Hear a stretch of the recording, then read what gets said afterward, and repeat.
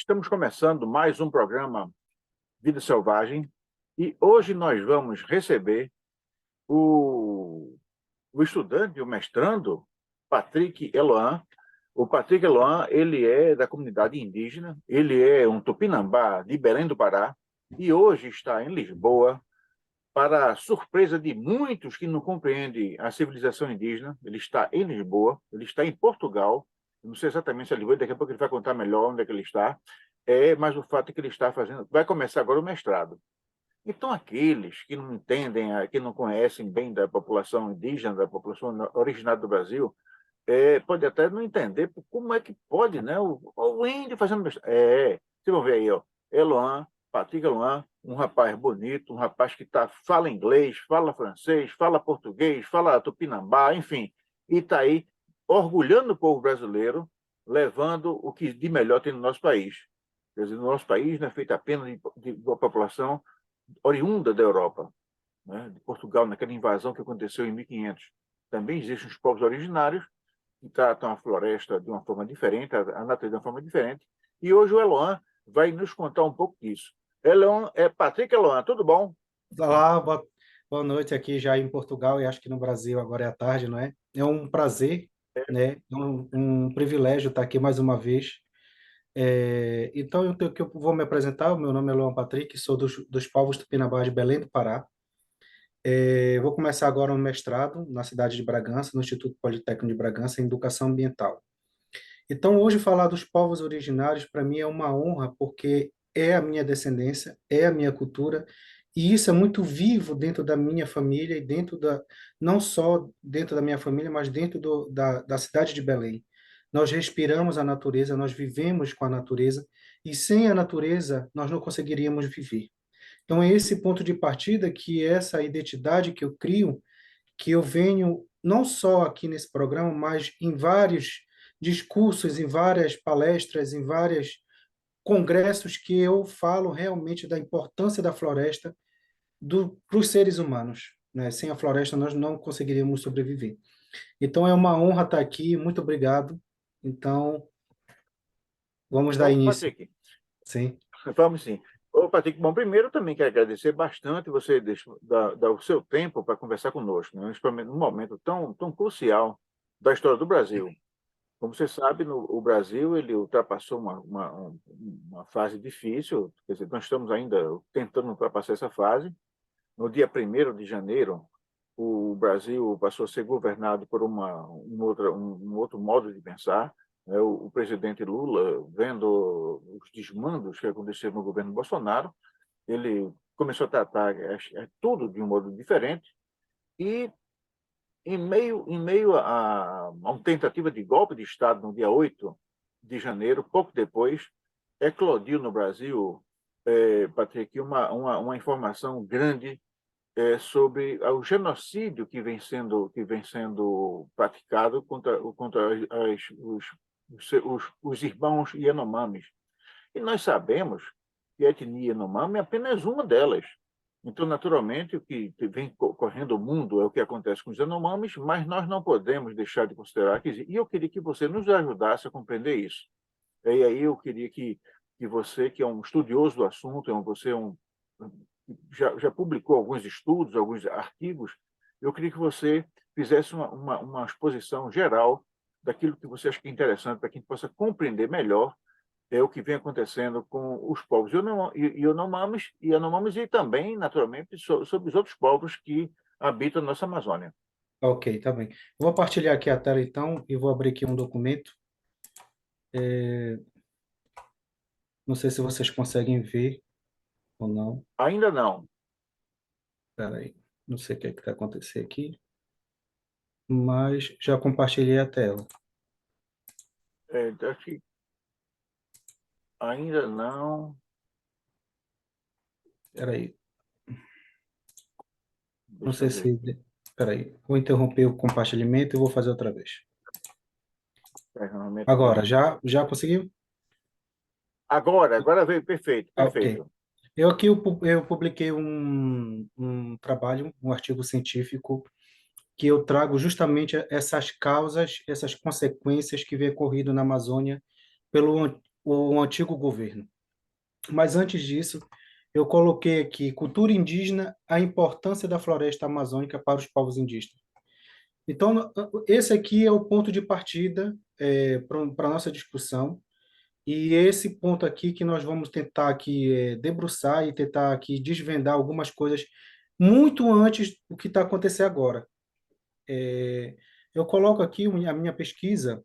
Esse trabalho está publicado na revista Eras e saiu recentemente agora. E eu vou colocar aqui a importância da, da cultura indígena para a floresta e a floresta para a cultura indígena. Muito antes que nós pensarmos em falar na questão dos povos originários, os asiáticos já tinham atravessado o Estreito de Bering e fizeram o primeiro contato com esses povos. Ou seja, muito antes do que nós imaginamos, os asiáticos há estudo que comprova que os asiáticos já tinham contato com os povos indígenas no passado. Ou seja, essa mistura de cultura e de conhecimento já vem há milhões de anos atrás. E quando nós já avançamos mais na história, em 1500, quando os portugueses chegaram na, na, na Amazônia, não é? Os povos indígenas já haviam encontrado com os colonos, não é? Os espanhóis, os portugueses. Então, toda essa mistura e essa diversidade já vinha acontecendo, já vinha sendo trabalhado. Então, os povos originários, quando começaram a ter contato com outras civilizações, gerou digamos assim, uma controvérsia na questão de mentalidade, não só dos povos brasileiros, mas também na questão dos povos indígenas. Por que eu digo isso? Porque para muitos, para muitas pessoas, os povos indígenas não é considerado brasileiro. E para os povos indígenas, eles são considerados brasileiros porque eles são povos originários. Então, para muitas pessoas, para ser índio, tem que viver isolado, tem que andar pintado, tem que pintar a cara, tem que viver como índio. Mas nós temos que ver que muitas pessoas não sabem, vários povos indígenas foram expulsos das suas terras por garimpeiros, por grileiros, por, por fazendeiros, e esses povos saíram das suas terras e foram viver na cidade, no chamado contexto urbano. Então, esses povos, eles conseguiram também sobreviver e conseguiram estudar, conseguiram ter acesso à escola, conseguiram ter educação, conseguiram ter informação, mas essa mentalidade do povo em geral pensa que os povos indígenas não pode ter acesso a isso. Isso é totalmente errado. Eu sou o maior exemplo disso. Hoje eu estou aqui a estudar, estou aqui a expor essa situação, porque hoje nós temos ministros, nós temos senadores, nós temos pessoas já que começam a participar desse congresso, dessa política, porque justamente para botar o direito dos povos indígenas, não é? Só na Amazônia existe 305 etnias. 274 não falam a língua portuguesa. Ou seja, eles não têm contato ainda com essa cultura. Então, se nós vamos voltar aqui na história, a língua originária do Brasil não seria o português, não é? Seria o tupi-guarani, seria outra língua. Por quê? Porque são os povos que já viviam milhões e milhões de anos dentro da Amazônia. Então, pensando nessa questão, eu trago aqui o estudo, que eu vou passar aqui bem rápido, e eu tentei resumir. Justamente nós vamos aqui no ponto onde que está acontecendo agora, não é? Aqui eu trago aqui um mapa e aqui coloca justamente a região amazônica e a região onde todos os povos indígenas estão na atualidade. Roraima é o ponto onde vivem os povos Yanomami. 9 hectares de terra, é a maior reserva natural do Brasil, estão com os povos Yanomami. Agora, por que essa perseguição justamente nesses povos que vivem na Amazônia?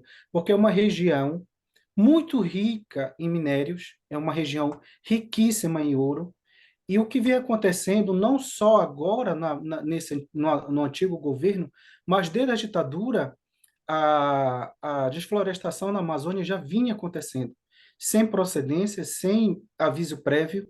Esses povos já vinham lutando contra essa invasão há muito tempos atrás. Então, quando nós falamos na questão do povos Yanomami, os povos Yanomami já vinham enfrentando essa dificuldade desde 1968 até os anos 70, na época da ditadura.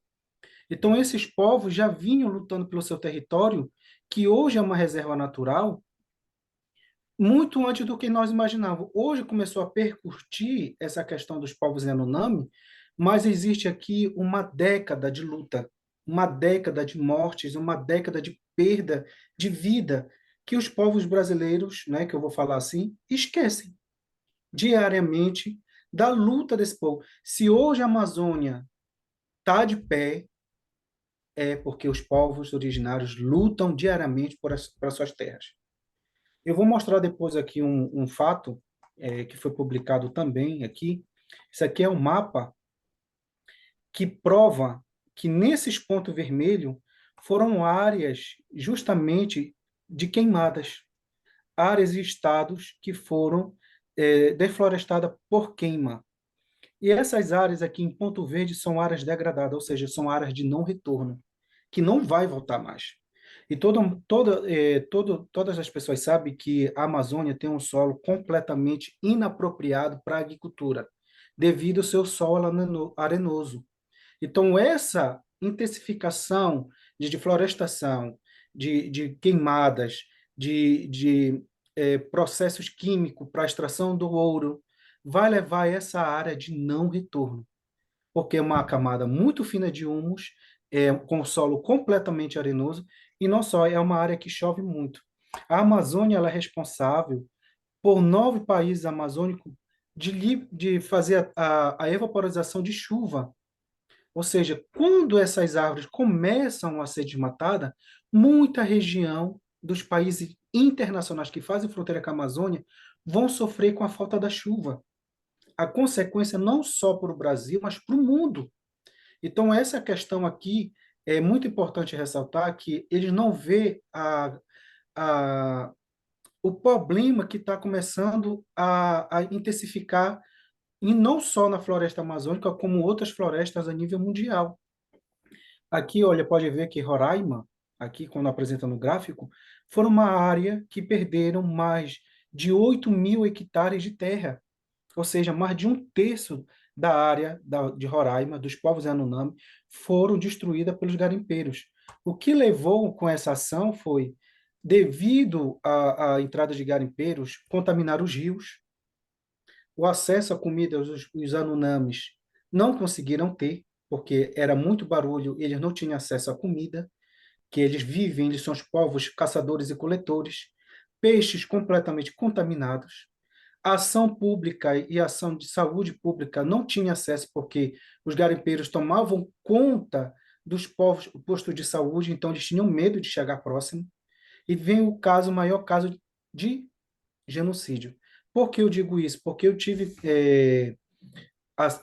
em contato com os povos da articulação dos povos indígenas e Iabip. Eles querem levar a tribunal em Haia, em Holanda, um documento que atualiza a denúncia realizada da articulação dia 9 de agosto de 2021, que leva a questão do genocídio.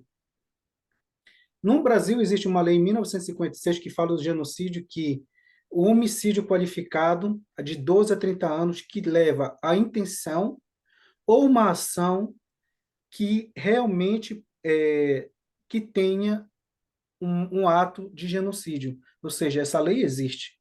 O antigo governo poderá ou não a cometer o crime ou ser levado a tribunal por crime de genocídio, e essa questão está em pauta no tribunal, levar essa questão justamente para levar essa crueldade, para parar com essa crueldade com os povos indígenas. Porque nós estamos aqui diante do maior genocídio da história do Brasil, nós estamos aqui a perder uma cultura, e não só o principal, que é a floresta amazônica, que é o benefício de toda a população brasileira e o benefício a nível mundial. Mais de a metade da espécie da fauna e da flora está na Amazônia. Então, nós estamos aqui diante de uma grande catástrofe a nível mundial. Então, eu coloco aqui esses pontos-chave que eu comentei, que eu trouxe, e aqui traz um estudo que, em 1985, em Ponto Vermelho, foram áreas queimadas. E com a lei da proteção dos povos indígenas, em Ponto Amarelo, vocês podem ver, com a criação da lei, o nível de florestação, de desmatamento, diminuiu até 2015. Ou seja, nós estamos aqui a mostrar que essa ligação de benefício dos índios para a floresta e da floresta para os índios é benéfica. E o que eu quero mostrar aqui é que se houve e que sempre houve essa questão da perseguição dos povos indígenas, essa questão da matança desses povos, levar o extermínio dessa população é nós falarmos do extermínio da Amazônia, é falarmos do extermínio de várias espécies da fauna e da flora, é o extermínio do segundo maior rio a nível mundial, que é o rio Amazonas, que está sendo contaminado pelo mercúrio e agora muitas populações não têm acesso ao peixe, que era o seu fruto, que era o seu benefício de comida, e hoje já não tem, devido à contaminação através da extração do ouro por mercúrio. Então, falar dessa questão é, é realmente colocar aqui um ponto até onde isso vai chegar, até onde o povo brasileiro vai permitir que isso aconteça, não é? Eu, como cidadão brasileiro, eu tenho mais que falar, eu tenho mais que debater, eu tenho mais que lutar pela preservação do meu povo. Os povos indígenas é um povo brasileiro. Os povos indígenas fazem e comem e bebem como qualquer um ser vivo. O modo de vida deles não implica, quer dizer que eu sou superior aos povos indígenas e nem sou melhor do que eles. Então, é essa controvérsia que nós temos que começar a pensar quando nós tratarmos dos povos indígenas, que tem uma imagem completamente marginalizada, que são chamados de povos preguiçosos, que não querem trabalhar, que não querem isso, que não querem estudar, que não querem fazer nada, que querem... Agora, a outra conversa que saiu foi que os povos indígenas querem andar agora com carro, querem andar com isso, querem andar com aquilo, querem trator, mas vamos aqui no ponto-chave, não é? O que é que isso implica para a preservação da floresta amazônica? O que é que isso tem a ver com a questão da mortalidade dos povos indígenas, que também já vinha desde a Covid-19, que morreu mais de um quinto do povos indígenas transmitido pelos garimpeiros, o SARS-CoV-912, que é a doença causada pelo Covid-19. Muitos povos morreram. Ninguém fala nessa questão. Então, essa população já vem lutando contra essa perseguição há décadas, que eles lutam e sobrevivem. E como eu repeti anteriormente, se não fosse os povos indígenas, hoje não teríamos mais Amazônia. Já tínhamos perdido tudo e o povo brasileiro ia sofrer muito com isso. Não sei se as pessoas sabem, o Brasil recebe milhões de euros de investimento para proteção da floresta. E esse dinheiro foi desviado várias vezes para outros fins que nunca chegaram na proteção, que nunca chegaram na proteção dos povos indígenas, que esse dinheiro foi desviado para outros benefícios e o maior desastre ambiental desde 2019 até 2022 bateu recorde de desmatamento, recorde de morte, recorde de crianças, mais de 409 crianças morreram de desnutrição. Então, o que eu, como ser humano, devo pensar e refletir, né? Nós temos que começar agora a pensar em quem vai exercer esse poder no Brasil, quem vai colocar a mão pelo povo brasileiro, que a metade da população ainda passa fome, o nível de educação no Brasil precário. Então, poucas pessoas têm acesso a uma universidade, poucas pessoas têm acesso à saúde pública, não é? Então, quando é questionado o porquê dessa da desmatação, o governo fala: nós temos que gerar economia, nós temos que nós temos que manter a cultura, mas qual a economia? A metade do povo brasileiro está desempregado. A metade do povo brasileiro nem sequer come uma picanha na casa, porque é caríssimo, nem come carne. Qual economia é essa que o povo não tem uma educação de qualidade, o povo não tem uma saúde de qualidade? Então, nós temos que começar a refletir que isso não se pode mais, no século XXI, continuar do jeito que está. Porque isso é um exemplo, os povos originários são um exemplo da catástrofe e da crueldade de um povo que não olha para essa questão, que não debate, que não questiona, né? Se hoje eu estou aqui, é justamente eu quero levar uma mensagem para o meu povo brasileiro. Vamos começar a pensar, vamos começar a ter um debate eleitoral, vamos começar a ter uma articulação, o que é de benefício ou não para o povo brasileiro, porque senão, hoje é os povos originários, amanhã, quem será? Os povos brasileiros, que pagam um imposto caríssimo todos os meses numa compra. Então, é esse ponto que nós temos que começar a pensar, nós temos que começar a debater e falar dos povos originários hoje é uma questão de prioridade. Eu não sei se eu quiser falar alguma coisa. Perfeito. Não, quero sim, quero sim. Eu vou desfazer aqui um pouco a nosso compartilhamento para Uhum, poder conversar um pouco aqui. Bom, Eloan, eu fico impressionado e devo é, proclamar a minha satisfação em conversar com você. Todas as vezes que eu converso com você, eu fico entusiasmado porque fica cada vez mais desmistificado aquela ideia de que os povos originários não conseguem produzir pessoas capazes de fazer uma interlocução à altura com aqueles que estudam. Né? Porque Eloan é uma prova viva de que, desde que tenha a oportunidade e o desejo, né, naturalmente, os povos originários podem fazer o que quiserem, inclusive seguir trilhas que os levam às universidades formais e percorrem os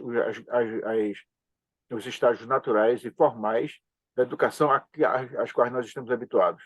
Então, Eloan, ao contrário da sua avó, da sua bisavó, não esteve na floresta, mas ele está em Bragança, vai fazer um mestrado agora. Ou seja, ele vai discutir com o general Mourão, que foi a cavalgadura que disse que os índios eram preguiçosos e por isso não podiam trabalhar. E foi esse que disse agora que os nossos índios queriam apenas ter é, caminhonete de luxo e telefone celular, como se isso fosse pecado. Eu não entendo. Quer dizer, eu nunca vi o general Mourão dizer isso para um fazendeiro, para um grileiro, para um pessoal da Faria Lima. Eu nunca vi ele começar uma reunião com os banqueiros e dizer: vocês não podem estar aqui porque vocês querem carro de luxo e querem celular. Não, é normal. É porque é normal mesmo. E, naturalmente, o que nós precisamos desenvolver no Brasil é um regime de convivência na qual os povos possam ter o seu tipo de vida conforme a sua cultura manda. E uma coisa que você falou, que eu queria que a gente conversasse mais um pouquinho com relação às cotas. As uhum. cotas foi um sistema que foi usado inicialmente no Brasil, é uma cota inversa. Eu não sei se ela sabe, mas no Brasil, a primeira cota que foi estabelecida no Brasil era a cota para rico. Eu não sei se Elon sabe disso. Houve uma cota, Elon, era um negócio interessante. E é verdade, o que eu vou dizer a você é completamente verdadeiro e é uma coisa tão absurda que as pessoas passam a duvidar. Cota para rico. É exatamente isso que você está ouvindo em casa. Cota para rico. Antigamente havia uma cota que dizia o seguinte, que acho que 10% ou 15% das vagas das universidades rurais, federais rurais, que era uma universidade paga pelo Estado, era uma universidade pública, eram reservadas para filhos de fazendeiros. Vocês sabiam disso? Pois é. Então havia uma cota para rico. Quer dizer, se o cara fosse filho de fazendeiro, ele podia entrar numa universidade rural para ser veterinário, para ser agrônomo, sem prestar vestibular, inclusive. Eu prestava vestibular em condições.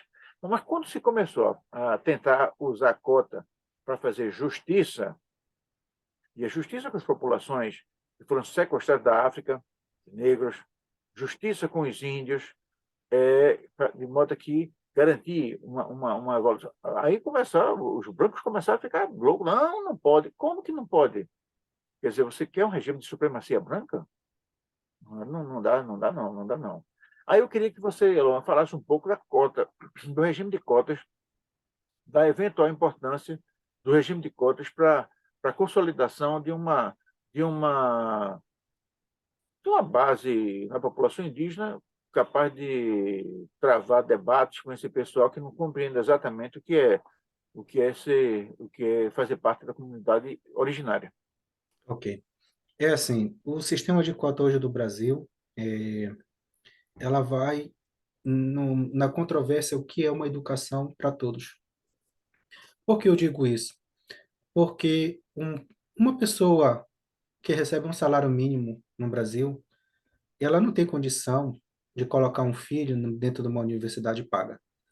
Ela não tem condição de colocar um filho numa universidade pública, porque para entrar é preciso muito estudo, preparatórios, né, pré-vestibulares, para esse jovem ingressar dentro de uma universidade. O sistema de cota ele vem justamente para tentar colocar, mas que eu acho que não é necessário, porque todos deveriam ter acesso à educação de igualdade, de direito, e como cidadão, e como pessoas que pagam o seu imposto. Eu, por exemplo, entrei no Instituto Politécnico de Bragança e eu não passei por sistema de cota. Eu não passei por sistema de avaliação, por ser branco, por ser preto, por ser índio, por ser brasileiro. Eu só fiz uma prova que chama Maior de 23 e passei. Ou seja, então eu fui avaliado como todos os outros foram avaliados, não é? Então o que eu quero colocar aqui nessa questão é realmente é eficaz o sistema de cota no Brasil, principalmente para os povos originários, os povos negros, não é? E não vou, ainda vou mais além. Será se a própria escola, a própria universidade está preparado para receber esses alunos? Esses alunos que vêm dentro da floresta, esses alunos que lutam para tentar um estudo, não é? Então, tudo isso nós temos que começar a ver. Eu não sei o que aconteceu.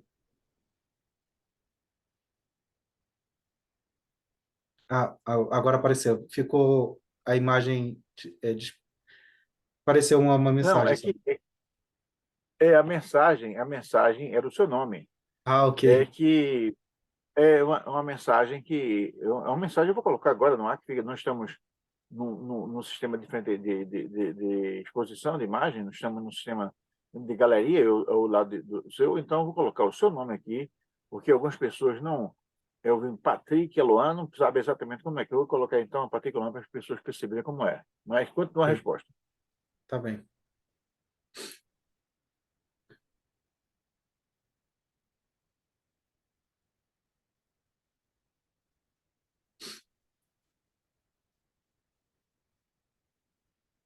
Mas pode continuar, Patrick.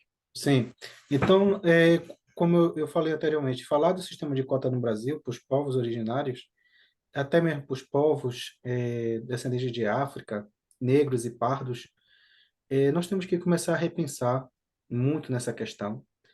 É, ainda na questão de educação, o Brasil ainda, francamente, como se diz aqui a palavra, ainda está a engatinhar, não é? Não sabe ainda como inserir esses jovens, não é, no mercado de trabalho.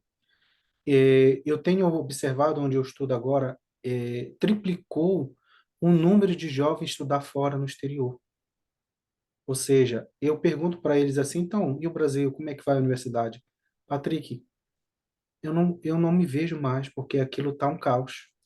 Eu não consigo mais nem sequer sair da minha casa. Tá tudo muito caro. Eu não consigo manter meus estudos. Um livro caríssimo, transporte caríssimo, a insegurança de voltar de uma aula de madrugada e ser morta. Então, eu não consigo mais terminar meus estudos no Brasil. Isso para mim é deprimente, porque os jovens brasileiros, qual é a perspectiva de vida desse jovem dentro do Brasil? Qual é o que é que eles vão fazer de diferença ali, não é? Patrick, uma coisa, Patrick, que isso me chamou a atenção, é que quando veio à tona a situação de penúria social, crise humanitária vivida pela população Yanomami, o pessoal do Bolsonaro disse: não, esse pessoal não é do Brasil, esse pessoal é da Venezuela. Como se o fato de ser da Venezuela ou não mudasse alguma coisa. Quer dizer, o ser humano é o mesmo, né? Então, eu eu sei, por exemplo, que há o território Yanomami ele transcende a fronteira política. Mas isso não diminui a responsabilidade de ninguém em relação à sobrevivência digna dos povos. E aí, agora, o que vem à tona é que o governo Lula estabeleceu, não só designou uma ministra especial para cuidar dos assuntos referentes às populações originárias, mas criou um grupo de trabalho pluri, multifacetário, Cultural, né? com diversas. Exatamente.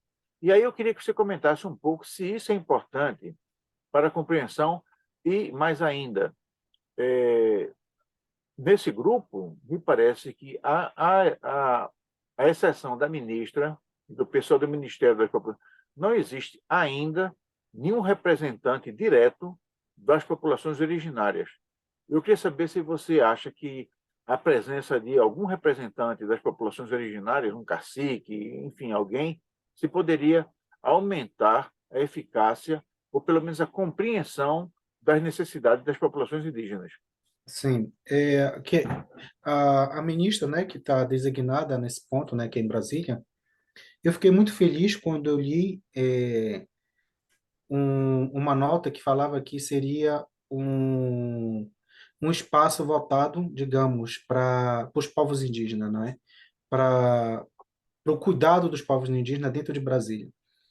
E nessa questão, né, que é a primeira-ministra, que ela já era diretora da Articulação dos Povos Indígenas, que é da ANPIB, ela já vinha fazendo esse trabalho sozinha. Ela já vinha nessa questão da luta e da preservação dos povos indígenas, ela só. Ou seja, hoje ela indo para Brasília, levando esse pensamento ideológico, ela já é um trabalho que ela já vinha desenvolvendo há anos. Ou seja, ela nunca teve um espaço, né, que ela sempre lutou pelo espaço dela. Quando aquela questão que vinha falar sobre o marco temporal, né, que saiu essa nota, ela levou provas suficientes já naquele período da questão do genocídio, das mortes que já vinha acontecendo na Amazônia. A própria ministra ela sofreu perseguição de morte, ela teve que andar escondida entre casas e casas de parentes, com medo de morrer de garimpeiros. Ela sofreu ameaças de morte. Hoje, ela tendo o espaço voltado para os povos originários dentro de Brasília, é o maior efeito que o povo brasileiro pode considerar na questão da preservação da cultura. Nós temos que ver que o que nós temos que aprender com esses povos.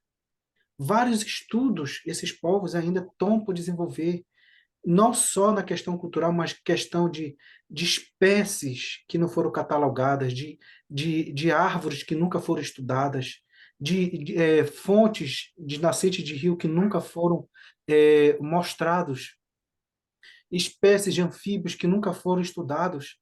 Então, tudo isso, com essa criação dentro da Brasília, vai justamente na questão dessa preservação, porque estava a perder tudo, estava a destruir tudo, estavam a perder tudo, o Brasil perdeu. mais de um quinto da sua biodiversidade em 3 anos,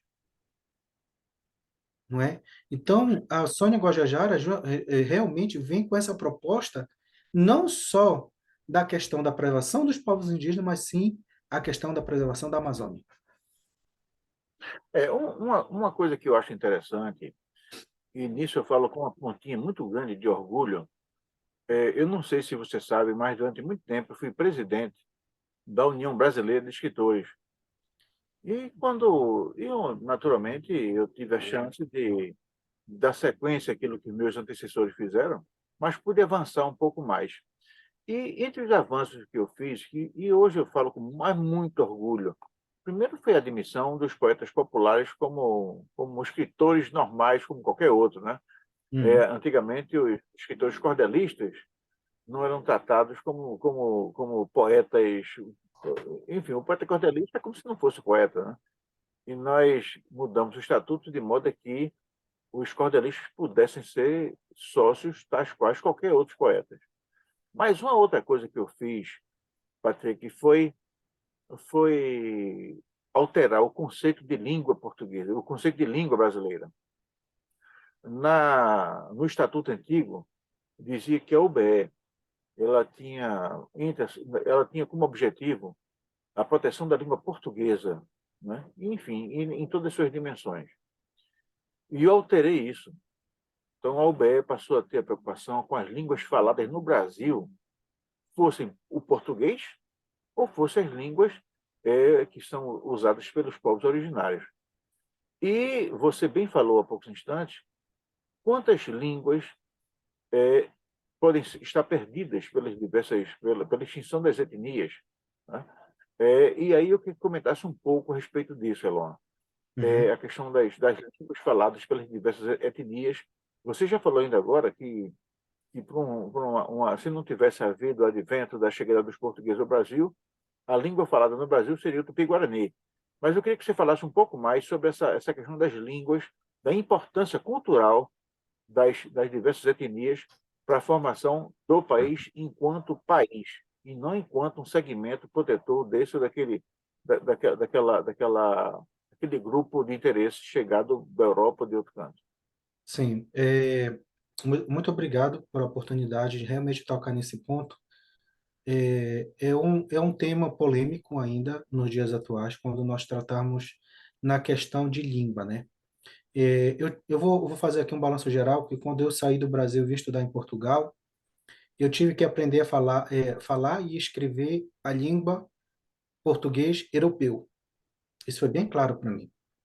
Então, quer dizer, eu não podia escrever português do modo do Brasil. É um acordo-desacordo muito grande na questão da preservação da língua. E quando nós falamos nessa questão dos acordos-desacordo, que eu falo que é muito acordo-desacordo, nós vamos também de encontro na questão da língua falada, da primeiros povos, das primeiras escritas, das primeiras artes, da primeira cerâmica a ser criada dentro dos povos, com os povos originários. E agora eu vou levantar mais outra questão, não é, que é muito importante. Existe um museu dos povos originários na questão de línguas, cultura, cerâmica, arte marajoara. Existe isso dentro do Brasil? Memória dos povos indígenas na questão da preservação da cultura, da língua. Eu tenho certeza que se hoje eu falar aqui uma palavra em Tupi-Guarani, ninguém vai entender, ninguém vai saber. Por quê? Porque aqui em Portugal eu moro numa região próxima à região do Douro. Aqui tem um mirandês.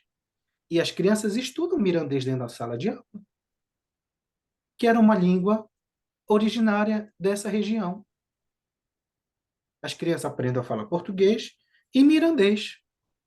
Por que os povos do Brasil não aprendem a falar o português e o tupi-guarani? Não é? Que foram a língua dos povos originários que começaram as primeiras escritas, as primeiras falas dentro do Brasil, não é? E eu tenho que agradecer que você disse que mudou essa questão da língua, porque é justamente isso, nós temos que começar a diversificar essa questão e começar a colocar uma visão que antes dos povos portugueses havia os povos originários, que já falavam, que já escreviam, que já tinham sua cultura, já tinham sua arte, e muito bem pregada, muito bem dialogada, muito bem estruturada, como uma sociedade de alto nível. Há estudo que coloca que a colonização dos povos indígenas na Amazônia, na época, era o maior centro de acolhimento e maior desenvolvimento de tecnológico na época dentro com os povos originários. Existem pirâmides, existem estudos, existe cerâmica, existe todo um critério que ali foram está a ser perdido, né? E agora, como é que eu faço para isso não se perder? Investimento na cultura, investimento na questão da preservação da língua dos povos originários, na questão da preservação da arte, da cerâmica, das imagens, da história, porque a história que é contada dentro da sala de aula não é a mesma história que aconteceu em 1500 dentro da Amazônia. Realmente o que aconteceu com os povos originários, não é? Então nós temos não só essa questão da preservação, mas começar a mudar conceitos de estudo que é empregado dentro de uma sociedade com os jovens da colonização. O que é que aconteceu, quais são as causas, as consequências, o real contato, e que hoje começa a ser falado por causa da internet, mas muito livro ainda estuda numa forma que não vai de encontro com a realidade, não é? Então, isso aqui vai tudo de encontro na questão da separação, né? Eu cheguei, dei um espelho para o índio ficou muito encantado com o espelho, não é? É essa questão que é levantada com os jovens. Mas não foi isso. A história real não foi essa. A luta desse povo foi muito mais além do que a gente possa imaginar. Na questão de língua, cultura, tudo isso está sendo perdido. Há muitas línguas que foram extintas. Eu estava participando agora de um coletivo que é da Iacaquara, que teve uma senhora que ela é a única da sua etnia viva, porque o resto tudo morreram. E ela tem 63 anos. Ou seja, ela morreu e acabou aquela etnia que ela vivia, que ela falava, o dialeto que ela tinha dentro daquela comunidade. Então, isso está a acontecer, isso só pode ser mudado se o povo brasileiro começar a ter consciência do realmente o que está acontecendo dentro da Amazônia.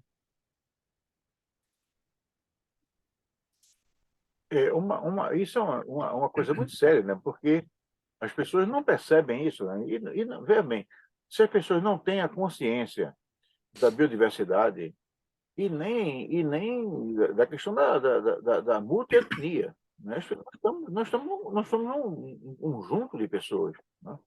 E, além do mais, essas pessoas elas têm um conhecimento da natureza, conhecimento que não está em livro de ciência, mas vem no repasse ancestral de conhecimento, né? Do pai conta para a mãe, conta para o avô, conta para o tio, conta para o filho, para o neto, e aquele conhecimento vai passando. Agora, o Eloan, Patrick Eloan, que é um representante nosso, com muito orgulho lá em Bragança, né, levando ao conhecimento do povo português que a nossa população originária ela é capaz de estar em qualquer canto que ela possa chegar. Me diga uma coisa, hoje em dia se fala, por exemplo, na área dos Yanomamis, a presença de cerca de 40 mil garimpeiros. Evidentemente que o convívio desses 40 mil garimpeiros com 30 mil índios não vai ser fácil. Uhum. Então, eles têm que sair. É, como é que você acha que pode ser feita eu não diria expulsão, mas esse deslocamento? Poderia ser feito como? Como é que você acha que pode ser que esse pessoal não queira fazer algum tipo de guerra, algum tipo de violência, algum tipo. Como é que você acha que pode fazer? Tem que ser o exército, tem que ser uma população, uma força, tem que ser algum tipo de convencimento, tem que ser. Como é que você acha que pode fazer esse tipo de coisa? Sim, olha, obrigado mais uma vez, é uma pergunta assim bem interessante. Essa questão dos garimpeiros, da saída da terra Yanomami não é a primeira vez. já aconteceu anteriormente. Fizeram uma ação força-tarefa, com a presença do exército, entraram nesse território Yanomami e conseguiram retirar os garimpeiros dessa área. E com isso criaram o IBAMA, né, que é o IBAMA que faz a participação e a proteção das áreas dos povos indígenas e da Amazônia, não é? Que é justamente nessa questão da proteção da floresta. Então, existe ainda um, esse, essa instituição que faz a proteção, que faz monitorização, a questão aérea, e até mesmo por drone, muitas coisas são monitoradas por essa região, justamente no caso de denúncia, na questão se, caso venha acontecer madeireiros e garimpeiros nessa região, eles conseguir denunciar e ter uma ação dessa organização juntamente com os povos. O que aconteceu com o antigo governo foi que esses órgãos que fazem essa proteção foram assumidos pessoas que não tinham nem sequer capacidade de saber o que eram povos indígenas, nem sabiam quais são as consequências de uma árvore a ser derrubada, ou seja, não tinha capacidade nenhuma de estar como presidente dessa organização. Ou seja, aqui, nesse ponto, houve uma grande omissão. Por quê? Porque não existem profissionais preparados para assumir aqueles órgãos pelo atual governo, não é? Então, quando nós falamos do povo Yanomami, nós estamos a falar em geral, existe órgãos que faz a proteção e denúncias. Tem os povos, eu não estou lembrando agora o nome, acho que é Mundurucus, que eles têm acesso à internet, que chamam de internet, sinal de fumaça no século XXI, que eles têm computadores e fazem denúncias de madeireiros dentro da floresta através da internet, entendeu? Eles denunciam. O que aconteceu foi que esses pontos de interesse criados para realmente ser eficaz a denúncia desses garimpeiros, pelo antigo governo, foram destruídos tudo isso.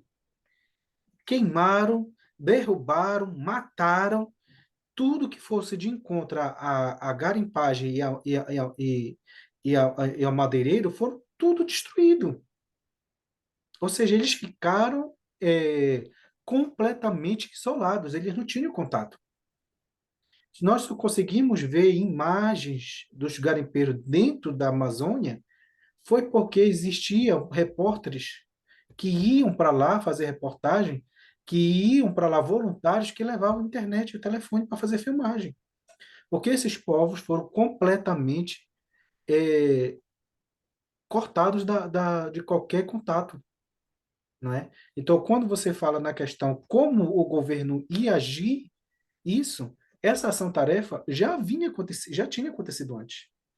Lá em 1968, 1970, quando entraram a questão do madeireiros ilegal e garimpeiros. Então, foi criada essa instituição depois da ditadura. Então, esses órgãos têm como obrigação proteger os povos indígenas, até mesmo a FUNAI, né? Fundação Universal dos Povos Indígenas. Então, a FUNAI foi um presidente que não tinha nem sequer capacidade, nem sabia o que estava ali a dizer, nem sabia o que eram povos originários, e estava como presidente. Ou seja, houve uma negligência grandíssima de organização, de gestão e de recursos e de interesses. Então, você acha que nós podemos, de alguma forma, alimentar um pouco de otimismo diante dessas modificações que vêm sendo feitas? Bom, de um lado, o discurso oficial, e nós não temos por que duvidar do discurso oficial, porque é o discurso de Lula, e já demonstrou outras vezes que realmente ele tem uma visão de mundo diferente, uma preocupação com a humanidade e com as sociedades.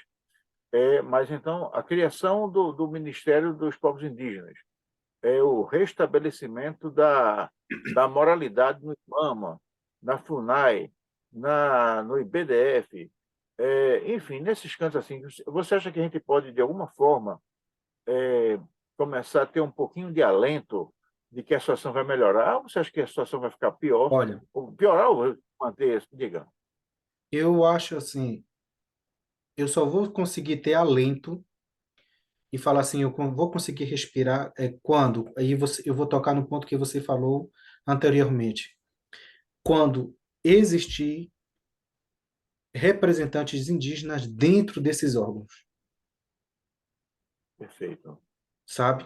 Um Perfeito. cacique, uma mulher cacique, uma mulher que entende, que sabe, que sente na pele a dor dos povos indígenas. Eu sou presidente da FUNAI hoje, eu sou indígena. Então eu vou tomar conta, eu sei a dor do meu povo, eu sei o que ele passa. Perfeito. Perfeito. Agora, deixa eu somente fazer não sei se o nome é provocação ou se é uma. Mas deixa eu falar aqui que todo mundo, a gente sabe que existem as fragilidades da natureza humana. Então, os homens, eles são corruptíveis. E eu lembro que no dia 19, não, no dia 12 de dezembro, foi o dia da diplomação do presidente Lula. E aí, para surpresa de todo mundo, e até então, o enfrentamento das forças bolsonaristas ao, às urnas vinha sendo feito pelos evangélicos é importante isso, Uhum. enfim, e por lideranças que não tinham nada a ver com nada, né? E aí o evangelho dizendo que Jesus gostava de matar, enfim, é um negócio bem complicado. Aí no dia 12 apareceu um negócio esquisito, Patrick. Apareceu um padre católico, né, que não era evangélico, e um índio, Sererê, né? Aí eu fiquei, mas rapaz, os católicos sempre passaram o tempo todo falando mal de Bolsonaro, e agora apareceu um padre, como apareceu também um padre na campanha, um padre lá, eu não sei nem o nome dele, apareceu lá um padre na campanha eleitoral. Era um padre era um padre bolsonarista. E apareceu um índio, dizendo que Lula não ia tomar posse porque Lula era inimigo das populações indígenas. E esse índio chamado Sererê, esse índio depois apareceu, e esse índio era pastor evangélico, depois se soube que era pastor evangélico. E o pessoal da comunidade dele dizendo que ele também não representava a comunidade, enfim, é um negócio meio complicado. Mas o fato é que apareceu isso na linguagem militar, chama-se de quinta coluna, é um Uhum. traidor. Você acha que existem os traidores também? Quer dizer, os caras que estão jogando dos dois lados e fazem. Sim, o Sererê está preso, coitado. Infelizmente está preso lá na Papuda. Sim. E já se arrependeu, mas está preso o bichinho. Uhum. Com certeza, como eu falei, não é? A corrupção no Brasil, ela é tão descarada que ela consegue chegar em todos os níveis, em toda a sociedade, em todos os povos, né? E quando nós falamos na questão da ambição do próprio ser humano, nós estamos sujeitos a erros, né? Quantas vezes nós chegamos numa questão e falamos assim, eu vou ter nesse presidente e eu estava tão entusiasmado e hoje me arrependo. É um risco, é um fato, não é? Nós temos que começar a pensar assim, se eu não der o primeiro passo, se eu não acreditar, quem vai acreditar, né? Então Perfeito, eu tenho que começar a pensar assim, não, a hora da mudança chegou. Agora, se ele vai exercer o seu papel na sua plenitude, isso já é questão dele. Mas eu acreditei perfeito, nele. Vai ele como ser perfeito, humano, vai ele como cidadão, vai ele como um grande povo. Então ele tem o papel e a responsabilidade e o dever de exercer sua função como cidadão. Agora, se ele vai ser corruptível, a lei tem que ser mudada, não é? A lei tem que ser mudada. Existem coisas aqui que na lei protegem muito o político. perfeito, perfeito. Deixa eu. Bom, nós estamos chegando ao final do nosso programa. Uhum. É um programa espetacular. Eu devo dizer que toda vez que eu converso com o Patrick, o Eloan, eu fico um pouco mais otimista. Fico um pouco mais otimista. Porque Patrick é uma pessoa que ele nos dá um conhecimento profundo do que das coisas do seu objeto, e ele está colocando esses conhecimentos num outro patamar de relacionamento, que é o patamar europeu. Então, hoje o Patrick vai começar agora o mestrado dele em Bragança. Ele vai demonstrar que os índios, ao contrário do que pensa o general Mourão, o senador Mourão, eles não são tão preguiçosos assim, e que não é pecado querer ter um carro do ano nem ter um celular. Viu, seu general? O senhor começa a ver o Patrick Eloan, que o senhor vai ficar, talvez te passe a ter uma impressão diferente dos nossos índios, dos nossos indígenas. O Patrick, então, falou também da conveniência de se fazer a manutenção do regime de cotas, que é interessante. Falou da importância de que esses órgãos que dizem respeito à administração das selvas, à administração ao relacionamento com as populações indígenas, sejam administrados também por indígenas, porque eles sentem na pele exatamente aquilo que, que não é um branco falando do índio, é o contrário, né? Então, é uma coisa bastante interessante. Eu fico alerta a todo mundo que esse tema será um tema recorrente no nosso Vida Selvagem, porque o que nós vimos na população Yanomami é algo que vem se replicando, como o Ailon bem falou, em diversas etnias, é um risco que vem passando por diversas etnias. Nós estamos vivendo tempos de perigo e nós vamos manter a vigilância sobre aquilo que a nossa ministra vem fazendo sobre o tema, porque é uma coisa interessante. Bom, eu falo com você que está em casa, antes de passar a palavra para a Eloan para se despedir, que eu falo dizendo que se você ainda não é inscrito no canal até agora, por favor, se inscreva. Existe uma tecla digital, você clica na tecla, não vai pagar nada e a gente manda mensagem ao mundo que através da arte, da cultura, da ciência, da tecnologia, do respeito ao meio ambiente e à pessoa humana, nós podemos construir um mundo melhor para todos. Um mundo que não é bom para todos, não vale a pena, não é muito bom para ninguém. Eloan, palavra tua para Sim. as despedidas. Ok, eu vou colocar então meu cocá, porque a cultura indígena ela faz parte da minha vida e eu ando com ela por onde eu for. E eu quero encerrar esse grande aqui, né, esse grande debate, esse momento que nós passamos aqui, com uma frase de uma professora que chama Professora Dulce.